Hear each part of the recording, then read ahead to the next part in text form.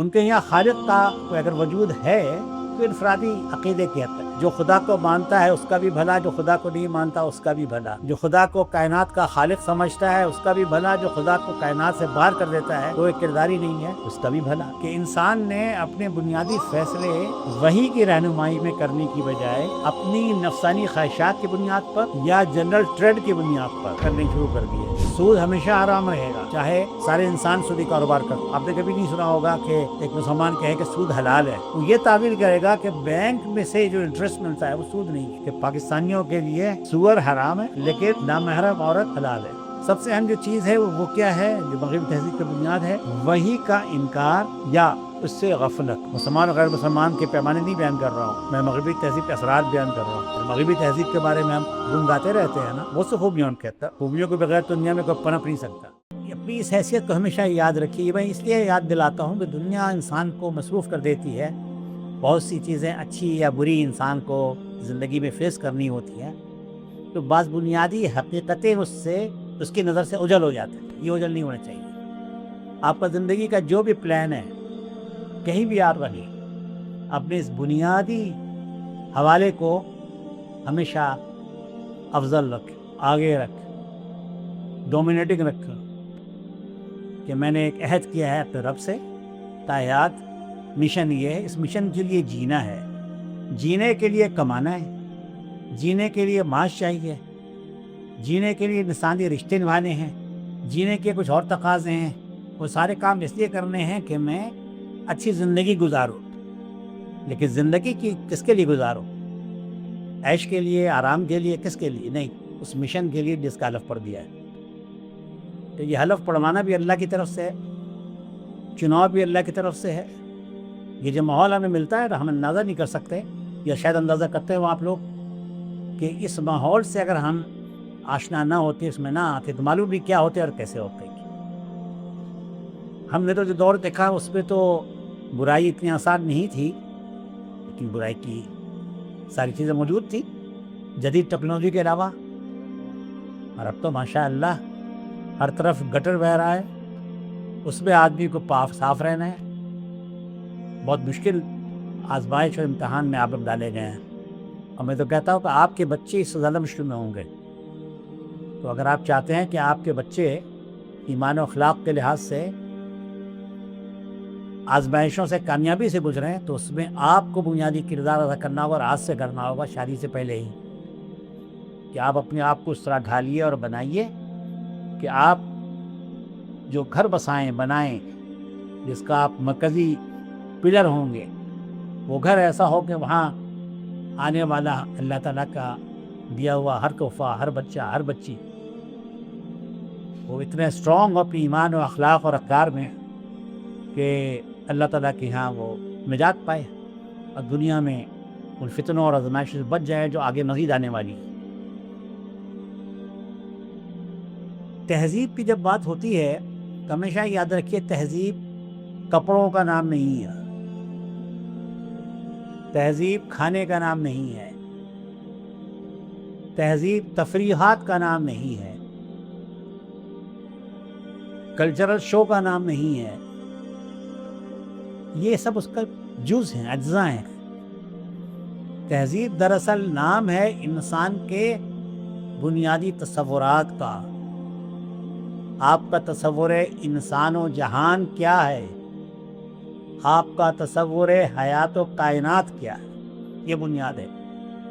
ایک خاص قسم کا تصور ایک خاص قسم کا انسان بناتا ہے، ایک خاص قسم کا جہان بناتا ہے، ایک خاص قسم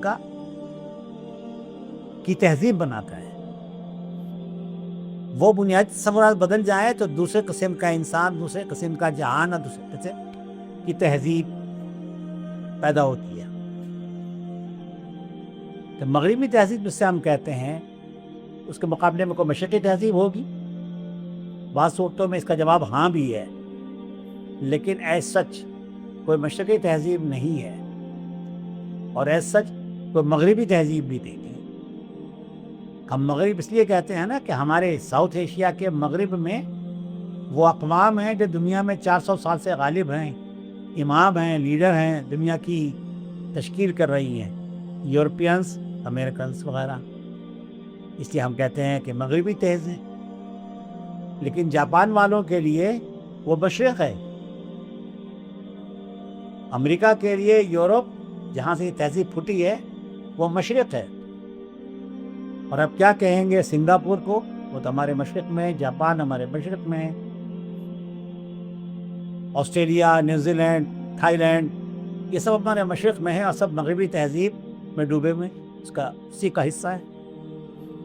تو مغربی تہذیب صرف پہچان کے لیے ہے، شناخت کے لیے، ورنہ مغرب و مشرق سے کوئی تعلق نہیں ہے. اس کا تعلق ہے تصورات سے. تصورات کے بعد جو ویژن بنتا ہے انسان کا، جو مائنڈ سیٹ بنتا ہے انسان کا، جو ویلیو سسٹم بنتا ہے، جو سوسائٹی بنتی ہے، اور اس کے نتیجے میں رہنے سہنے، کھانے پینے، پہننے اوڑھنے، تفریحات، خوشی رمی کے جو پیٹرنز بنتے ہیں، طریقے بنتے ہیں، وہ سب مجموعہ جو ہے وہ سب تہذیب ہے. اسلامی تہذیب کی بنیادیں کیا ہیں؟ مغربی تہذیب کی بنیادیں کیا ہیں؟ ان کو اچھی طرح سے آپ لوگوں کو سمجھ لینا چاہیے اور دل میں دماغ میں اتار لینا چاہیے. اور زندگی کی جو بھی منصوبہ بندی ہو یا زندگی کی جو بھی نقشہ گری آپ کریں وہ اس کو سامنے رکھ کر کریں. مجھے یاد نہیں رہا، میں ایک موازنہ لے آتا کہ کسی چارٹ میں نے ہی بنائے ہوئے ہے، بلکہ آپ لے کے لوگوں کو دے لیجیے گا. ایک ہی صفحے پہ 14 نکات ہیں دونوں کے، کہ جو اسلامی تہذیب ہے اس کی خاص باتیں ہیں، جو مغربی تہذیب ہے یا باطل تہذیب ہے اس کی یہ خاص باتیں ہیں. کنٹراسٹ ہے عام طور پہ. مثلاً یہی بات کہ ہم تو آغاز ہی یہاں سے کرتے ہیں کہ اس کائنات کا ایک خالق ہے، مالک ہے، حاکم ہے. مغربی تہذیب سے کہتے ہیں، وہ انورٹ کاماز میں مغربی، جہاں کہ میں کہہ چکا ہوں کہ وہ مغربی نہیں، وہ عربی تہذیب ہے، وہ خالق تہذیب ہے. ان کے یہاں خالق کا کوئی اگر وجود ہے تو انفرادی عقیدے کی حد تک ہے. جو خدا کو مانتا ہے اس کا بھی بھلا، جو خدا کو نہیں مانتا اس کا بھی بھلا. جو خدا کو کائنات کا خالق سمجھتا ہے اس کا بھی بھلا، جو خدا کو کائنات سے باہر کر دیتا ہے، وہ ایک کردار ہی نہیں ہے، اس کا بھی بھلا. تو اب دونوں ایک کیسے ہو سکتے ہیں جب بیج ہی مختلف ہو؟ ایک آم کا درخت کا بیج ہے اور ایک نیم کے درخت کا بیج ہے. تو نیم کے اس بیج سے آم نہیں اگ سکتا اور آم کے اس بیج سے نیم نہیں پیدا ہو سکتی. تو اسلامی تہذیب کی جو بنیادیں ہیں انہی پر اسلامی تہذیب بن سکتی ہے، انہی پر انسانی شخصیت اور کریکٹر وجود میں آ سکتا ہے. اور مغربی تہذیب کی جو بنیادیں ہیں، بنیادی عقائد، بنیادی قدریں، بنیادی اخلاقیات، انہی کی بنیاد پہ انسان بنے گا، انہی کی بنیاد پہ جہان بنے گا، انہی کی بنیاد پہ تہذیب بنے گی، انہی کی بنیاد پہ تمدن بنے گا، انہی کی بنیاد پہ رہنا سہنا پہننا اوڑھنا سب چیزیں ہوں گی. عام طور پہ تہذیب بہت محدود معنوں میں لیا جاتا ہے. اب مغربی تہذیب کے مخالف محض اس لیے ہیں عام طور پر کہ وہاں عریانیت ہے. اسلام میں عریانیت نہیں. تو وہ سب اگر حجاب کر لیں تو کیا اسلامی تہذیب ہو جائے گی؟ وہ آپ تھر میں جائیے، وہاں کی اکثریتی آبادی ہندو ہے، جیسے آپ کو معلوم ہوگی بات. مٹی میں آس پاس آپ اگر جا رہے ہوں اور کچھ عورتیں گزر رہی ہوں تو اجنبی کو دیکھتے ہی وہ اپنے ساڑی کا پلو ہوتا ہے وہ یوں کر دیتی ہے کہ آپ نہ دیکھ سکیں، آپ سے پردہ کر رہی ہیں. ہندو عورتیں، پھر مسلمان بھی شاید نہ کریں. تو کیا اس پردہ کرنے سے آپ انہیں مسلمان کہیں گے؟ نہیں. ان کے کلچر میں بھی پردہ ہے. ہندوستان کا جو پرانا کلچر ہے اس میں عام طور پر पर्दा था। हिंदुस्तान को छोड़ दीजिए, यूरोप अमेरिका में भी 100 साल पहले बहुत बावकार लिबास होता था ख़वातीन का। वो पुरानी फिल्में बनाते हैं, दिखाते हैं पुराने दौर को, तो आप देखिए कि उनकी औरतें पूरा लहंगा ऊपर का कपड़ा पहनती है, सर पर हैट भी होगा, बाल से बिखरे हुए नहीं होंगे। ये 50 की दहाई के बाद, ये कह रहे जंग अज़ीम 2 के बाद का फिनोमिना है, और 60 की दहाई में उसको बहुत तेज़ी के साथ बूस्ट मिला। जो हॉलीवुड का असर बढ़ा, उन्होंने लिबास के नए पैमाने दे दिए। पहले कोई औरत स्कर्ट पहनती थी तो वो बहुत काबिल इज्जती समझी जाती थी। 60 की दहाई में उन्होंने मिनी स्कर्ट को मुअज़्ज़ज़ बना दिया, तो स्कर्ट में मिनी स्कर्ट। तो असलन तो उनके यहाँ भी, इसका मतलब ये है कि इंसान शुरू से ही बुनियादी तौर पे पर्दादार रहा है। पर्दा जो है बुनियादी इंसानी अक़दार का हिस्सा रहा है। उसको उन्होंने बता दिया पुराना तरीक़ा है। यहाँ भी एक तज़ाद देखिए आप कि मगरिबी तसव्वुर जो है इंसानों के बारे में कि जानवर से इंसान बने, तो जानवर तो कपड़े नहीं पहनते थे, और जो पहले इंसान होंगे वो भी नहीं पहनते होंगे। तो बरहनगी कदीम तर है, ओल्डर है, लिबास मॉडर्न है, बाद में आया है। नंगापन ये ज़्यादा कदीम है। इंसान ने उसको दूर करने के लिए कपड़े का इस्तेमाल शुरू किया, कपड़ा बनाना किया, ये मॉडर्न चीज़ है। अब क्या बताते हैं कि जिस्म छुपाना, बहुत ज़्यादा छुपाना, ये दकियानुसी चीज़ है। मॉडर्निज्म क्या है? जिस्म खोलना या कम छुपाना, यही है ना, उलट गया। भाई इंसान अगर जानवर से बना है इंसान, तो नंगेपन के बाद वो लिबास की तरफ आया। अब आप कहते हैं दोबारा वो अपने पुराने जानवर वाले दौर में वापस नहीं है, लेकिन ये कौन पूछे। बात यह है कि जब भी इन मौज़ूआत पर मगरिब मुकालमा करता है मुसलमानों से या इस्लाम से, तो कुछ बुनियादी चीज़ों के बारे में वो तय करके कहता है कि आगे बात करो। मसलन ये, औरत की गवाही आधी क्यों है, जायदाद में उसका हिस्सा आधा क्यों है, औरत सरबराह हुकूमत बन सकती है कि नहीं बन सकती, चेहरे का पर्दा है कि नहीं है। मुसलमान भी लड़ते हैं आपस में, चेहरे का पर्दा है कि नहीं, खूब धुआंधार बहस। भाई पहले बुनियादें तय कर लीजिए, बुनियादी बात क्या है। बुनियादी बात पे नहीं बोलने देते, इसलिए कि बुनियादी बात पे आप जब मुकालमा करेंगे तो उनका सारा इल्म कलाम और सारी बाइस उनके ख़त्म हो जाती हैं। मसलन आप कहेंगे हम आगाज़ ही यहाँ से करते हैं कि पूरी कायनात क्या खराब है, और वो 6 दिन में दुनिया बनाकर रिटायर नहीं हो गया ईसाई तस्वुरात के मुताबिक। 7वें दिन उसने आराम किया। छुट्टी जो उनकी होती है वीकली, 1 दिन की पहले होती थी, अब 2 दिन की होती है, आइंदा शायद 3 दिन की हो जाए। तो अल्लाह ने भी आराम किया था ना, नौज़ुबिल्लाह। तो हम उस अल्लाह में को नहीं मानते जिसको आराम की ज़रूरत। हम तो उस अल्लाह को मानते हैं कि जो हर वक्त फ़आल है, फ़आलुल लिमा युरीद, जो चाहता है वो कर डालता है।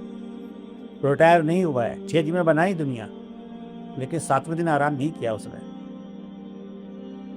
उसी ने दुनिया बनाई है, वही दुनिया चला रहा है। बहुत महदूद दायरे में इंसान को खुद मुख्तार बना दिया है उसने, और उसमें कुछ एटिकेट्स बता दिए हैं। कोई जो मशीन आती है तो साथ में बुलेट होता है ना, क्या कहते हैं उसे, गाइड जो होता है उसका, मैनुअल जो होता है। तो इंसानों के लिए मैनुअल दे दिया इल्हामी किताबों और हिदायत की सूरत पे, और कहा इस मैनुअल के मुताबिक ज़िंदगी गुजारो और दुनिया को बरतो, फिर मेरे पास आ जाओगे, फिर मैं तुमसे पूछूंगा। तुमने अगर उस मैनुअल को फॉलो किया होगा बड़ी हद तक, तो मेरी रहमतें, जन्नतें, और तुमने नज़रअंदाज किया होगा या खिलाफ वर्जी की होगी तो मेरा गुस्सा है, मेरा गज़ब है, मेरी सज़ा है। ये हमारा तस्वुर है। मगरिब तो कहेगा भाई हम इन चीज़ों को मानते हैं, इनको हटा के बात करो। तो हम क्या कहेंगे कि नहीं, बात ही इस पर होगी। میں یہ بات اور بھی جگہوں پہ کہہ چکا ہوں کہ میرا سبجیکٹ ہے پولیٹیکل سائنس. میں یونیورسٹی میں پڑھاتا رہا ہوں لمبے عرصے تک. تو پولیٹیکل سائنس پڑھاتے ہوئے بھی جب اسلامک پولیٹیکل تھاٹ کی بات آتی تھی تو میں لوگوں سے کہتا تھا کہ اسلامک پولیٹیکل تھاٹ کو جاننے کے لیے ضروری ہے کہ اسلام کو جانیں. اسلام کو جانے بغیر نہ پولیٹیکل تھاٹ سمجھ سکتے ہیں، نہ اسلام کی اکانومکس کو سمجھ سکتے ہیں، نہ مورلٹی کو سمجھ سکتے ہیں، نہ اس کی سوسائٹی کو سمجھ سکتے ہیں، نہ اس کے پولیٹیکل اسٹیبلشمنٹ کو سمجھ سکتے ہیں. کسی چیز کو نہیں سمجھ سکتے اسلام کی بیسس کو جانے بغیر.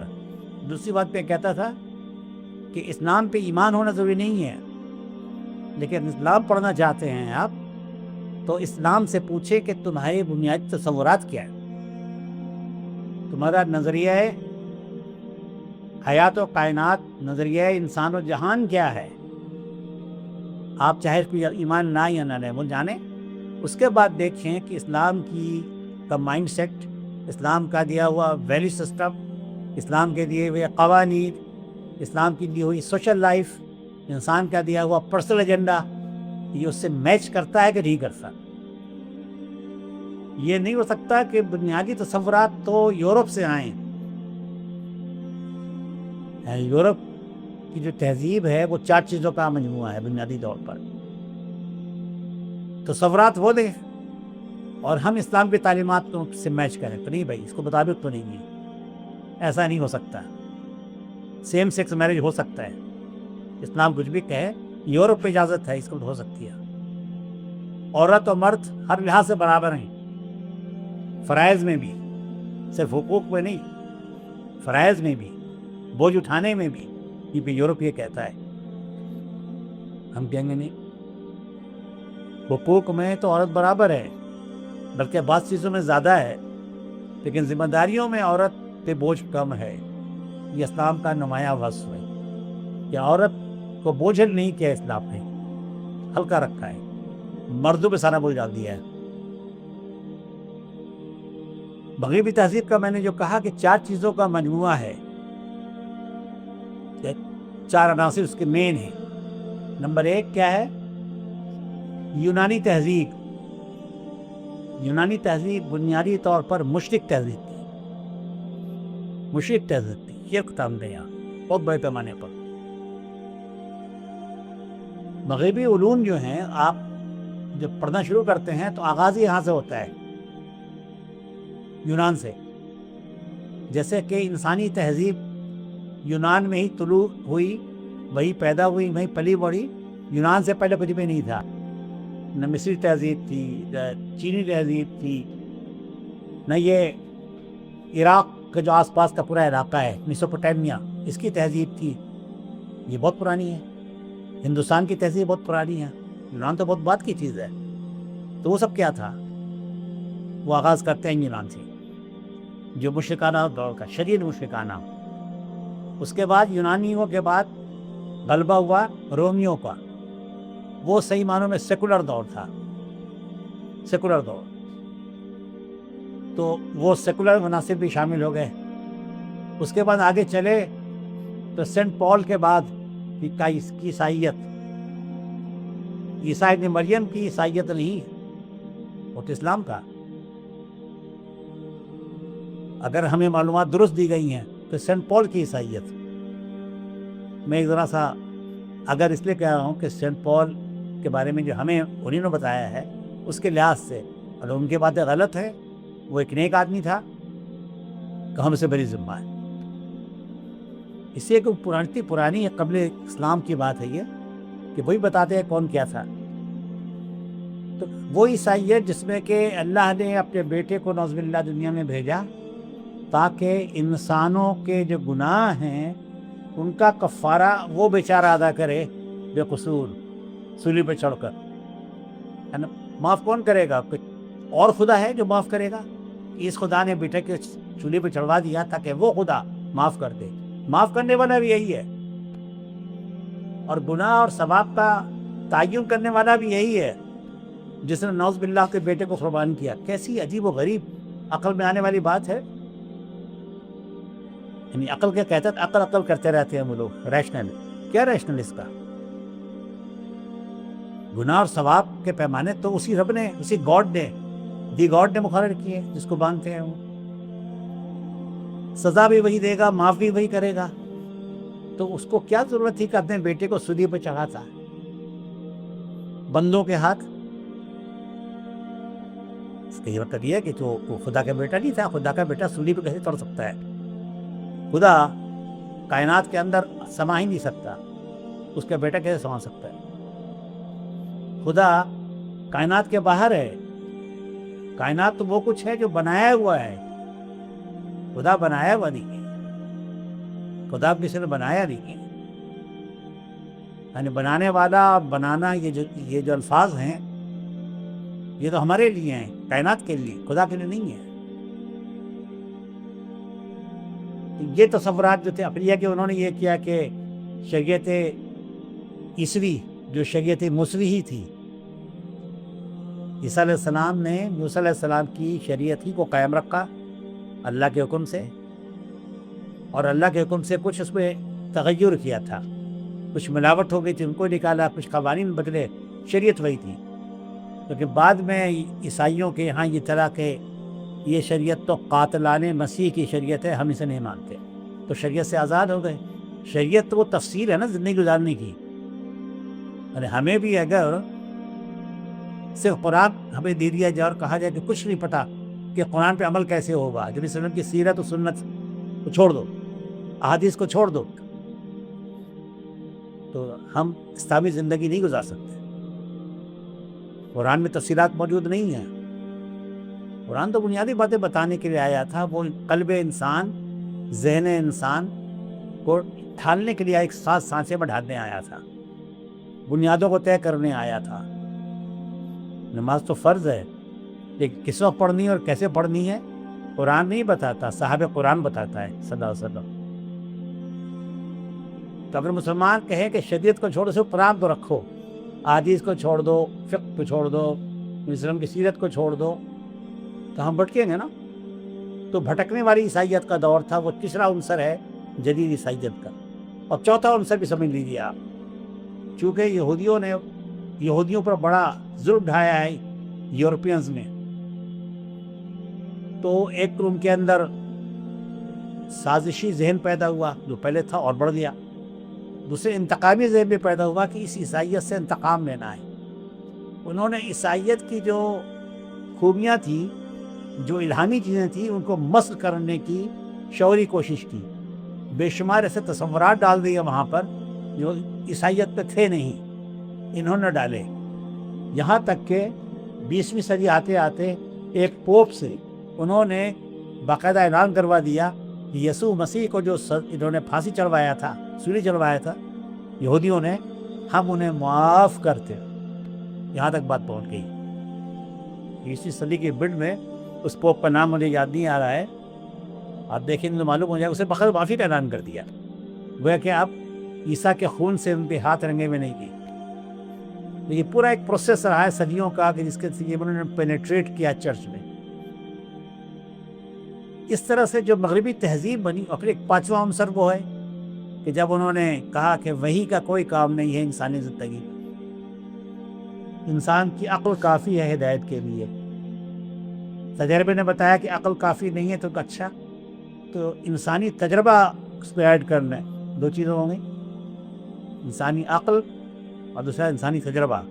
اس سے بھی نہیں ہوا، پھر تجربے الگ رہتے. پھر تیسری چیز یہ ہوئی کہ اچھا رائے عامہ، جنرل ول، عام طور پر جو لوگ چاہتے ہوں جو کچھ، اس سے طے ہوگا، صحیح غلط کا فیصلہ ہوگا. تو کہیں جنرل ول کے لیے ریفرینڈم ہوتا تھا یا ہوتا ہے، کہیں پارلیمنٹ ہے اس کے لیے جو طے کرتی ہے جائز ناجائز، حلال و حرام. بلکہ آپ نے جو ترقیات کا ذکر کیا تھا اس کا ایک مضمون تو ہے نا اس پر، کہ جب شراب پر پابندی لگی امریکہ میں، تقریباً 16-17 سال تک پابندی رہی، حرام قرار دے دیا ان کی کانگریس میں. لیکن معلوم ہوا کہ اس سے تو شراب نوشی بھی بڑھ گئی ہے، شراب کا کاروبار بھی بڑھ گیا ہے، مسئلہ حل نہیں ہوا. تو انہوں نے ریورس فیصلہ کیا، حلال کر دیا. تو حرام بھی خود کیا تھا، حلال بھی خود ہی کیا. انسان یہ کچھ کرتا ہے اب شریعت نہیں ہوگی تو خود ہی کریں گے نا. وہ اتنے ووٹ پڑ گئے تو حلال، اتنے ووٹ پڑ گئے تو حرام. برطانیہ میں بھی یہی. تو رائے عامہ طے کرے گی، 3 چیزیں ہو گئی.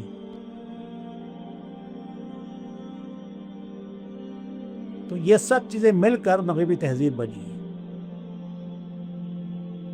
یہ تو فلسفیانہ باتیں ہو گئیں، اور فلسفیانہ باتیں شاید زیادہ ہوتی ہیں ہمارے یہاں. عملی زندگی میں اس کا اثر کیا پڑا دنیا میں، کہ انسان نے اپنے بنیادی فیصلے وحی کی رہنمائی میں کرنے کی بجائے اپنی نفسانی خواہشات کی بنیاد پر یا جنرل ٹرینڈ کی بنیاد پر کرنے شروع کر دیے. اور ایک وقت میں ایک چیز خوب تھی، وہ بعد میں ناخوب ہو گئی. ایک وقت میں ناخوب تھی، بعد میں خوب ہو گئی. جیسے کہ شراب کی مثال دی کہ حلال سے حرام، حرام سے پھر حلال. آج سے 50 سال پہلے سیم سیکس میرج کا کوئی تصور نہیں تھا. انسانی تاریخ میں یہ گناہ رہا ہے، یہ عمل ہمیشہ. اچھا، جو شیطان کا فیصلہ تھا کہ اسے رائج کرنا ہے، تو پہلے مرحلے پہ تو گناہ کا تصور ختم کیا گیا. تصور یہ دیا گیا کہ یہ ایک بیماری ہے، نفسیاتی بیماری. ماہرین نفسیات ایکٹیو ہوئے کہ بیماری ہے جس کو دور ہونا چاہیے، اس کا علاج ہے، کاؤنسلنگ ہے، دیگر چیزیں. پھر آگے 10-15 سال گزرے ہوں گے، 20 سال گزرے ہوں گے کہ نہیں بھائی، یہ بیماری نہیں ہے، یہ ایک فطری رجحان ہے. جیسے کچھ لوگ شرمیلے ہوتے ہیں، کچھ لوگ بوپھٹ ہوتے ہیں، کچھ لوگ بہادر ہوتے ہیں فطری طور پہ، کچھ فطری طور پر ڈرپوک ہوتے ہیں، کچھ فطری طور پہ ایکٹیو یا اوور ایکٹیو ہوتے ہیں، ہائپر ایکٹیو، کچھ فطری طور پہ کم ایکٹیو ہوتے ہیں، سست ہوتے ہیں. تو جنسی معاملات میں جو ہیں وہ بھی فطری چیزیں، یہ مختلف شیڈز ہیں انسانی لائف پہ. لہٰذا اس کو نارمل نہیں دیا، کوئی ایت نارمل چیز نہیں ہے. مذہبی لوگوں نے علنگا لگایا، لیکن پھر وقت میں ہم نے دیکھا کہ کم از کم پروٹیسٹنٹس میں، چرچوں میں یہ شادیاں ہونے لگی، سیم سیکس میرج. اور اب تک کیتھولکس نے بھی بعض پادریوں نے شروع کر دیا ہے. یہ بڑے پادری نے تو اس کو حلال نہیں کیا ہے، لیکن میرا خیال ہے کہ پھر دنوں بعد وہ بھی حلال کر دیتے ہیں اس کو. تو ان کے یہاں کوئی بھی ویلیو، قدر پرماننٹ نہیں ہے. ہم کہتے نہیں، کچھ چیزیں پرماننٹ ہیں، ابدی ہیں، ہمیشہ کے لیے. ان کو سارے انسان مل کے بھی بدل نہیں سکتے. جیسے سارے انسان مل کر جھوٹ کو درست اور جائز قرار نہیں دے سکتے، شراب کو حلال قرار نہیں دے سکتے، جنسی بے روی کو حلال اور جائز قرار نہیں دے سکتے. سود ہمیشہ حرام رہے گا، چاہے سارے انسان سودی کاروبار کرتے ہو. اور دیکھیں نا، اس تصور کا اثر یہ ہے کہ مسلمان چاہے کتنا ہی بگڑا ہوا ہو یا بے عمل ہو یا بد عمل ہو، وہ حلال کو حرام نہیں کرتا ہے اور حرام کو حلال نہیں کرتا ہے. آپ نے کبھی نہیں سنا ہوگا کہ ایک مسلمان کہے کہ سود حلال ہے. وہ یہ تعبیر کرے گا کہ بینک میں سے جو انٹرسٹ ملتا ہے وہ سود نہیں ہے، وہ ربا نہیں ہے، وہ ربا نہیں ہے جو اعلان کیا گیا ہے. یہ تو کہہ سکتا ہے، لیکن اگر ربا ہے وہ تو یہ نہیں کہے گا کہ ربا حلال ہے. شراب حلال ہے چاہے وہ پیتا ہو، سور حلال ہے چاہے وہ کھاتا ہو. اگرچہ مسلمان دنیا میں سور بہت کم کھاتے ہیں، یہ عجیب بات ہے. اس کو میں کہتا ہوں نا کہ پاکستانی مسلمانوں کا خاص طور سے جو باہر جاتے ہیں جاپان میں ادھر ادھر، تو میرا جانا نہ رہے، میں نے ان لوگوں کو دیکھ کے تبصرہ کیا تھا ان لوگوں پر کہ پاکستانیوں کے لیے سور حرام ہے، لیکن نامحرم عورت حلال ہے. وہاں رک نہیں پاتے، لیکن سور نہیں کھاتے دیکھا میں نے، نہ سنا. تو مسلمانوں میں یہاں کتنا بھی گروہ مسلمان ہے وہ حلال کو حرام اور حرام کو حلال نہیں کرتا، لیکن مغربی تہذیب نے یہ سب کچھ اٹھا دیا، جب چاہو حلال کر دے، جب چاہو حرام کر دے۔ تو وہ تہذیب جو ہے وہ پوری دنیا پہ اثر انداز ہو چکی ہے، ہو رہی ہے۔ اس کی 2-3 اس کے اثرات کی طرف اشارہ کروں گا، باقی آپ سب جانتے ہیں اور اچھی طرح جانتے ہیں۔ سب سے اہم جو چیز ہے وہ کیا ہے جو مغربی تہذیب کی بنیاد ہے؟ وحی کا انکار یا اس سے غفلت، یا اس کو ہر معاملے میں حتمی نہ ماننا۔ کچھ معاملات کو مانتا ہے ٹھیک ہے، لیکن باقی چیزوں میں انسان آزاد ہے۔ نفس تو کہتا ہے انسان کو کہ نفس کے علاوہ کسی کو، نفس کے علاوہ کسی کے پابند نہیں کہتے، انسان کو لے آتا ہے اس طرف۔ اور اللہ تعالیٰ نے انسان کو دنیا میں آزمائش کے لیے بھیجا نا، امتحان کے لیے بھیجا ہے۔ امتحان کے لیے ضروری ہے کہ متبادل بھی دیے جائے نا۔ اگر متبادل نہ ہو تو انسان اور فرشتے میں کیا فرق ہے؟ فرشتے کے پاس متبادل کوئی نہیں ہے۔ قرآن کہتا ہے کہ جو ان سے کہا جاتا ہے اس پر عمل کرتا، ان کے یہاں نہ کرنے کا کوئی آپشن ہی نہیں تھی فطرت میں ان کے۔ اور انسان کا کیا کہا گیا؟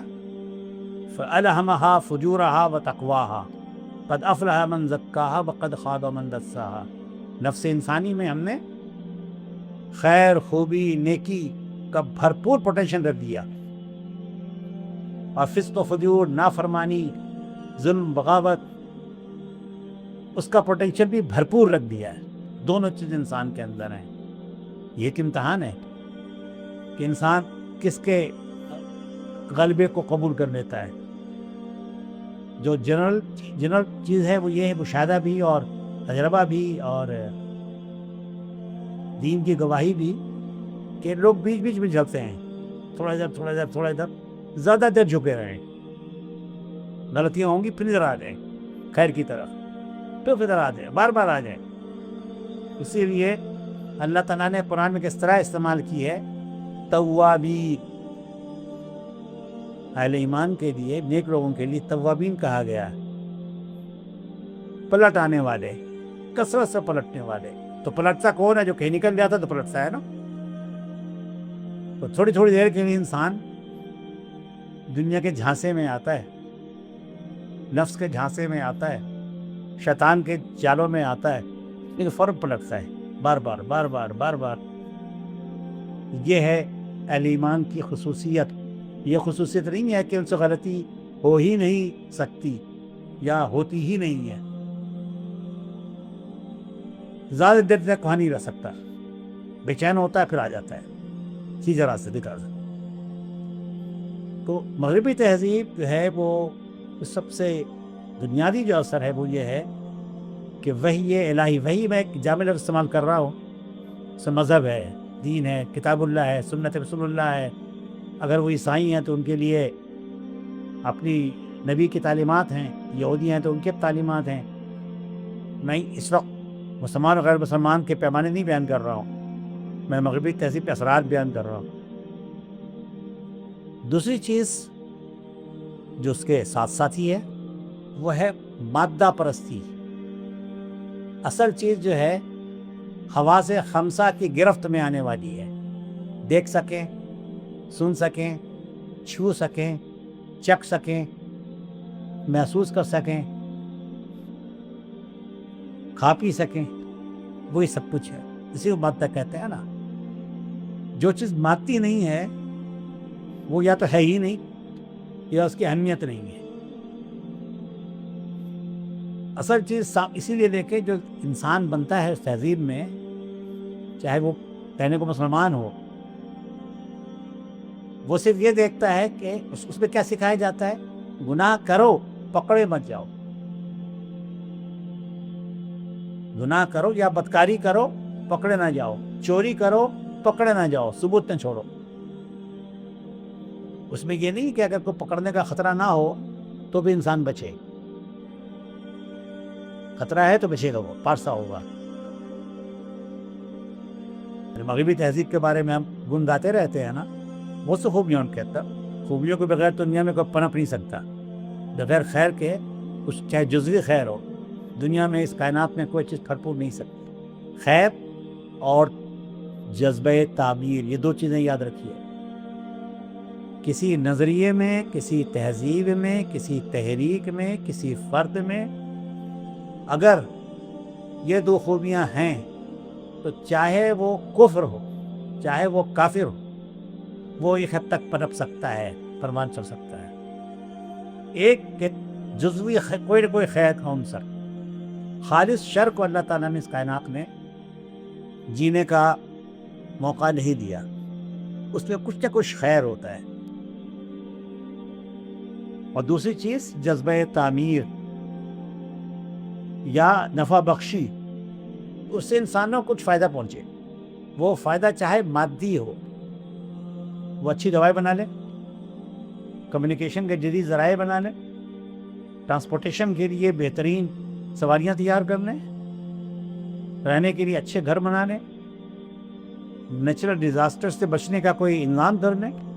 یہ سب وہ چیزیں ہیں جو تعمیری ہیں اور انسانوں کو فائدہ بخشنے والی. قرآن میں بھی کہا گیا ہے کہ دنیا میں وہ چیز پنپتی ہے جو فائدہ پہنچانے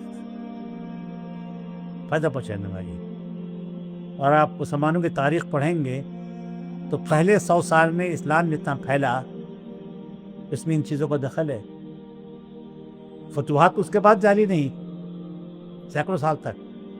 جبکہ پہلی صدی عیسوی میں، ہجری میں مسلمان جہاں جہاں گئے تو وہ انصاف لے کر دے، عدل و انصاف کیا انہوں نے، انسانی امتیاز کو ختم کیا، برابری دی.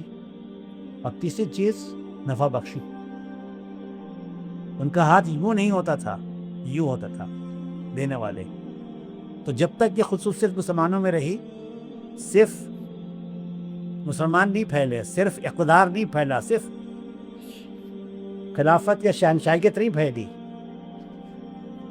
بلکہ لوگوں نے پوری قوموں نے اسلام قبول کر لیا. اور ایرانیوں کے علاوہ باقی لوگوں نے اپنی زبان تک چھوڑ دی. میں تو افریقہ میں جو عرب کہلاتے ہیں وہ عرب تھوڑی تھے، بھی زبان بھی عربی تھی، لیکن عربی چھا دی. تو یہ ایک خاص بات ہے کہ فائدہ لہٰذا مغربی تہذیب بھی فائدہ تو پہنچاتی ہے، اسی لیے پنپ رہی. لیکن اس کا نقصان فائدے سے زیادہ ہے.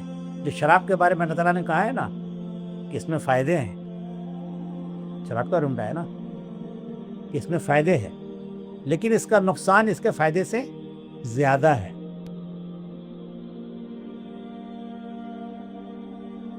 حافظ صاحب کیا آیت یاد ہے آپ کو اسامہ؟ یہ جو میں نے قرآن کی بات بتائی، یہ آیت یاد آ رہی ہے آپ کو؟ اچھا،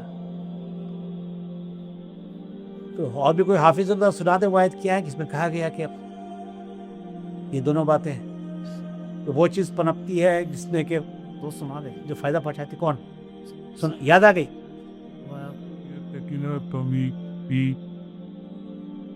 کھڑے ہو کر اس وجہ میں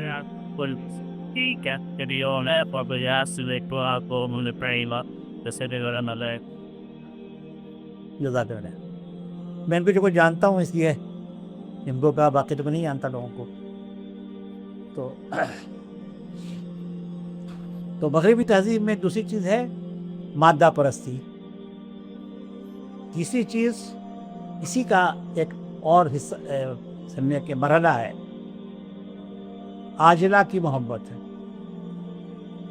آخرہ کو نظر انداز کرنا. عاجلہ کیا ہے؟ عجلت سے جو چیز جلدی فوری مل جائے. اور جو کل وعدہ فردہ ہے، جنت تو وعدہ فردہ ہے نا، اب اسے ڈھونڈ چراغ رخ زیبا دے کر کہ وعدہ فردہ پہ جو لوگ جیے پرانے مسلمان، اقبال کہتے ہیں آپ ایسے مسلمانوں کو ڈھونڈو جو وعدہ فردہ چراغ رخ زیبا لے کر ڈھونڈتے پھرو. کہ ایسے مسلمان ہیں کوئی جو عاجلہ کے علاوہ آخرہ پہ یقین رکھتے ہو؟ عملی یقین. تو آج جلد سے جلد فائدہ حاصل ہو جائے. چوتھا جو اثر اس کا ہے وہ یہ انڈیویجولزم، انفرادیت پسندی. اس تلوار سے رشتے کٹ رہے ہیں، اس تلوار سے بے لوث محبتیں کٹ رہی ہیں، خاندان بکھر رہے ہیں، یہاں تک کہ میاں بیوی کے درمیان بھی صرف جسمانی تعلق. وہاں تو دونوں کے اکاؤنٹ بھی الگ ہوتے ہیں. ہمارے یہاں تو اکثر لوگوں کے یہاں جوائنٹ اکاؤنٹ ہوتا ہے نا، بلکہ امریکہ میں بھی جو ہمارے دوست احباب ہیں وہ اکثر جوائنٹ اکاؤنٹ رکھتے ہیں بیگم کے ساتھ. تو جب آفس پہ خواتین کلیگز جو ہوتی ہیں ان کو معلوم ہوتا ہے کہ یہ ان کی بیگم کا ان کا اکاؤنٹ جوائنٹ ہے تو حیران ہوتے ہیں وہ لوگ. ان کی بیویوں سے خواتین پوچھتی ہیں کہ کیا تم نکال سکتی ہو پیسے؟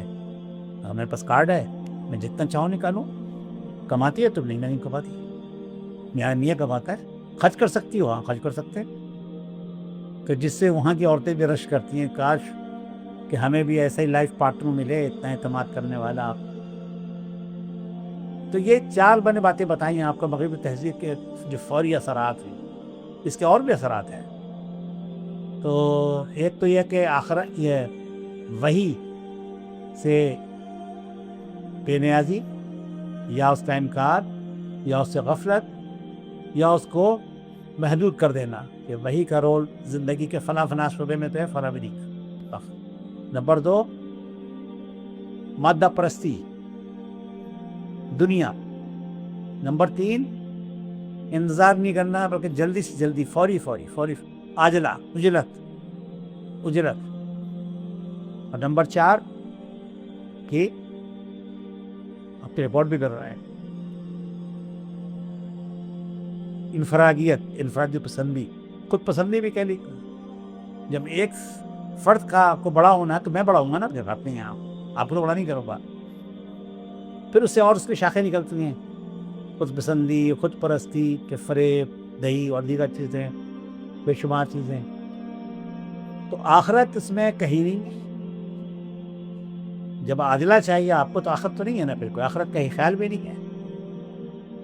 میں تو حیران ہوتا ہوں جب کسی مسلمان کو ایسا کام کرتے ہوئے دیکھتا ہوں، ایسی بات کرتے ہوئے دیکھتا ہوں کہ جس کا جواب اسے آخرت میں دینا ہے اور بڑے مزے سے وہ نظر انداز کرتا ہے. مثلاً یہ جملہ آپ نے سنا ہوگا کہ 2 دوستوں میں یا 2 رشتہ داروں میں جھگڑا اگر ہے تو ایک نے دوسرے کا کچھ روک رکھا ہے یا دبا رکھا ہے، وہ کہہ کہ لے کے دکھاؤ. میں سوچتا ہوں کہ وہ یہ نہیں کہہ رہا ہے کہ تمہارا حق نہیں میرے ذمہ، یا میں نے تمہارا حق دبایا وہ نہیں، یہ نہیں کہہ رہا ہے. وہ کہہ رہا ہے لیکن لے کے دکھاؤ. اس کا کیا مطلب؟ کو آخرت کو نہیں مانتا.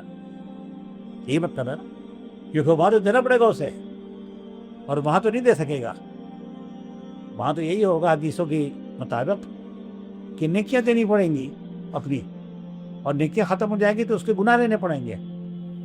تو کون صاحب ایمان یہ ہمت کر سکتا ہے یا اتنا بیوقوف ہو سکتا ہے؟ لیکن لوگ کہتے ہیں بڑے مزے سے کہ دے کے دکھاؤ.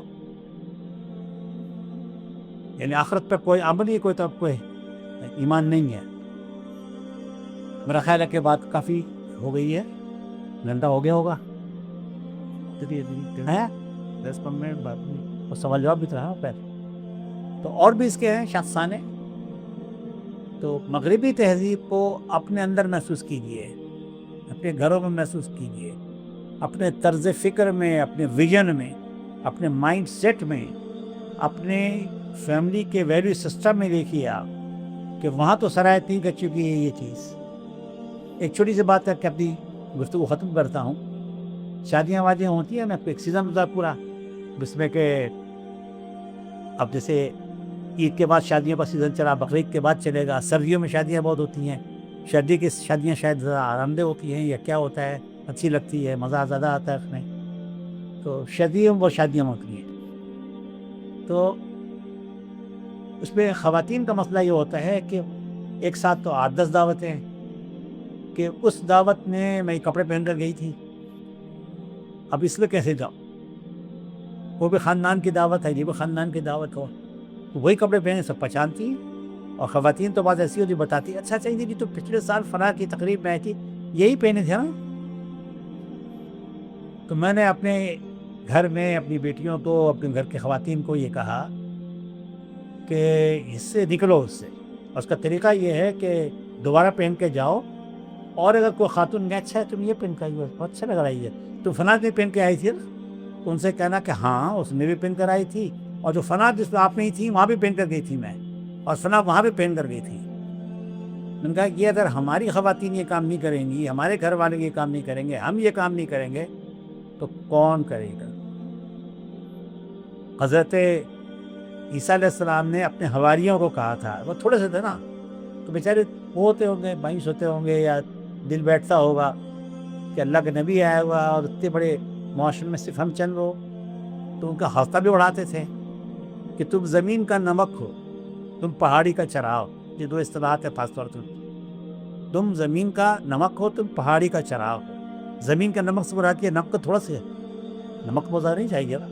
پتیلی میں مٹھی پر یوں نمک ڈال دیں گے تو کھانا نہیں کھا سکتے آپ. تھوڑے سے ہی لیکن تھوڑے سے ہی مزہ ہو جاتا ہے. وہ نہ ڈالیں تو بھی مزہ کھانا لگتا ہے. تھوڑے سے تو ہو لیکن زندگی کا مزہ دنیا کا مزہ تم سے ہے. تم نے اگر اپنی یہ نمکینی چھوڑ دی تو قلت و کثرت کا سوال ختم ہو جائے گا. دنیا اس مزے سے محروم ہو جائے گی. اور پہاڑی کے چراغ کا مطلب یہ ہے کہ تم وہ چراغ ہو جو محفل میں نہیں جل رہی ہے پہاڑی راستوں پر. ہم کراچی والے تو ظاہر ہے کہ پہاڑی راستے جانتے بھی نہیں ہیں لیکن مری بری جاتے ہو نا آپ شمالی علاقہ جات میں تو واقعی ایسا ہوتا ہے کہ اندھیری رات میں کچھ پتہ نہیں ہوتا کہ اگلا قدم کہیں کھائی میں نہ جائے. تو وہاں پہاڑی کا چراغ بنا دے کو رکھ دے وہاں پر جب یہ کھڑا ہو تو بے شمار زندگیاں بھی وہاں بچ جاتی ہیں. لوگ رہنمائی کی ہے تو باقی تھوڑے سے ہو لیکن تم انسانیت کے لیے پہاڑی کا چراغ ہو. ان کو گڑھے میں جہنم کے گڑھے سے میں گرنے سے روکتے ہو. اور تم نمک ہو زمین کا نمک ہو. پورے زمین میں نمکینی تم سے پھیلے گی. تو اللہ تعالیٰ سے دعا ہے کہ وہ کہنے والے کو سننے والوں کو خیر پہ عمل کرنے کی توفیق دیں. مغربی تہذیب کے ایسے غلبے کی طرف ہمیں نہ لے جائیں کہ جس میں ہمارا ایمان کمزور پڑ جائے ہماری مزاحمت ریزسٹنس کمزور پڑ جائے یا ہم اس سے مغلوب ہو جائیں مغلوب ہو جائیں. ایک چیز ہے مرغوبیت ایک چیز ہے مغلوبیت. یہ دو الگ چیزیں ہیں. ہم مغلوب تو بالکل نہ ہو اور مغلوب بھی نہ ہو. اور اللہ تعالیٰ اس دنیا میں ہمیں اس طرح رکھیں کہ وہ راضی رہے اور دنیا سے اس طرح لے جائیں کہ وہ راضی رہیں. باخر دعوانا نہیں جب پہلے